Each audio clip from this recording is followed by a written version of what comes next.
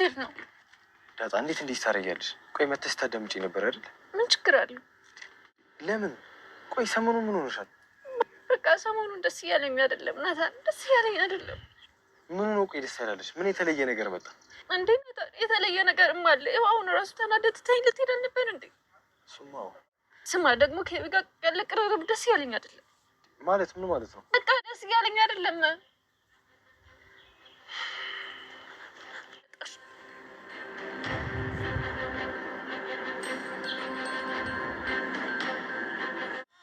እና እናትሽ የት ሄዳ ነው? የት እንዳለች አላውቅም። ማለት እናቴን አላውቃትም፣ ከነጭራሹ መልኳንም አላውቅም። እና እንዴት ማታውቂያት እናትሽ ናት የናፈቀችሽ? አሁን እናቴን አላውቃትም፣ እሷ ናፈቀችኝ፣ እናቴን ናፈቀችኝ። በዛ ላይ ደግሞ ናታንም። ምን ቆይ ዳጣ እናትሽን አታውቂያትም እንዴ? ኤቢ እኔ በቃ ልውጣ። ከምሬን እኮ ነው። ቆይ አንቺ እናትሽንም አባትሽንም አታውቂያቸውም እንዴ?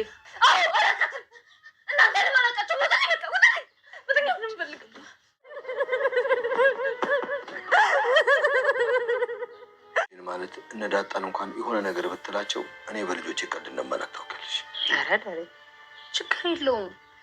በዛ ላይ ከኤቢ ጋር እኮ በጣም ነው የሚዋደዱት። እንደ ነፍሷ ነው የምትወዳት። እሷማ ከእሷ ጋር አንድ አይነት አይደለች። ዳጣ ሰሞኑን በሚገርም ሁኔታ እንግዲህ ጸባይ ሁላ ተቀያይሯል። ቤተሰቦቻችን በጣም በሚያስገርም ሁኔታ ለእሷ ለራሷ ምን እንደሆነች እያወቀችው አይደለም። ያው በነገራችን ላይ ያው ምክንያት አለው።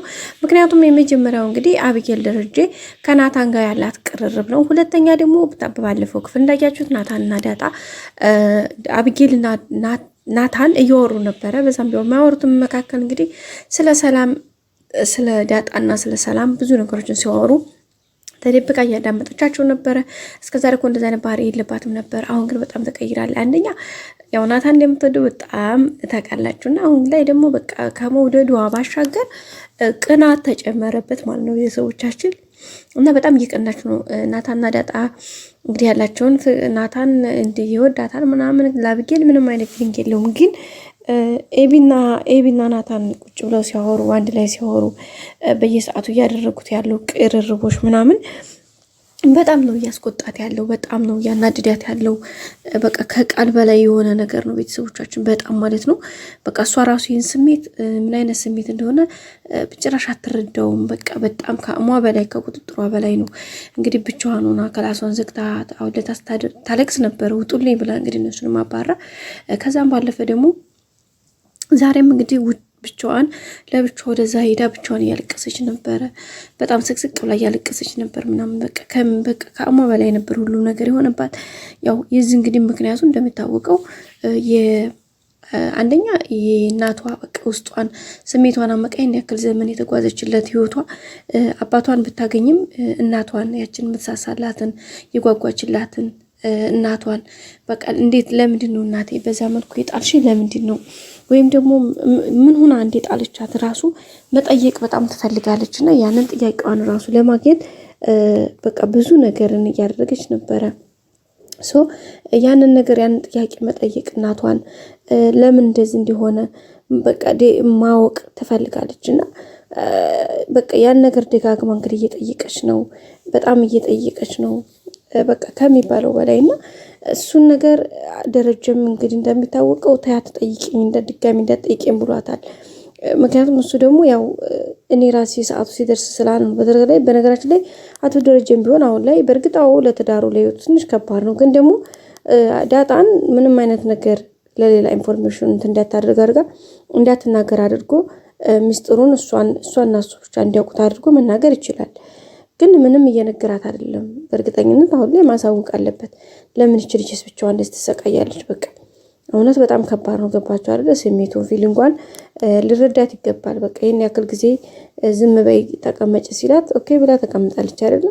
ስለዚህ አሁንም ቢሆን ይሄን ነገር ማስተካከል አለበት። እንደዛ ማድረግ መቻል አለበት ልጆቼ እንጂ እቺ ልጅ ሄደች ቢያንስ ብዙ ዘመናት 20 ምናምን አመት ብቻዋን አሳለፈች። ከ19 አመት አካባቢ አሁን ደግሞ ወደ እነሱ ከተቀላቀለች በኋላ ወይም ደግሞ እዚህ ከመጣች በኋላ ይህን ነገር አባቷን አውቃለች። ብዙ ነገር ታግሰዋለች። ብዙ ነገሮችን እየሰማች ሁሉንም ነገር ችላቸዋለኝ።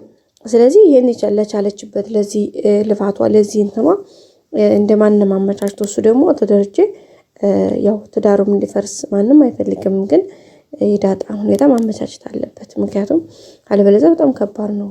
ምክንያቱም ከሚባለው በላይ ማነው ቤተሰቦቻችን፣ ምክንያቱም ይሄ ነገር በጣም ከባድ ነው፣ ሪስክ ነው።